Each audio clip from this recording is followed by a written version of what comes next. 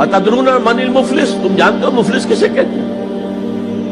اکثر و بیشتر صحابہ کا جواب ہوتا تھا اللہ و رسول عالم، اللہ اور اس کا رسول بہتر جانتے ہیں۔ پھر حضور دوبارہ پوچھتے تھے تو اپنی اپنی سمجھ کے مطابق جواب دیتے تھے۔ المفلس عندنا ما لا درہم لہ ولا دینارا، حضور ہم مصرف اسی کو سمجھتے ہیں جس کے پاس نہ درہم ہے نہ دینار۔ فرمایا نہیں، میری امت کا مفلس وہ ہوگا جو قیامت میں حاضر ہوگا تو نمازوں کی بھی بہت بڑی گٹھری لے کر آئے گا، روزے بھی ہوں گے، عمرے بھی ہوں گے، حج بھی ہوں گے، نیکیوں کی بہت بڑی بڑی گانٹھیں ساتھ ہوں گی، لیکن حقوق العباد میں اس نے کوتاہی کی ہوگی۔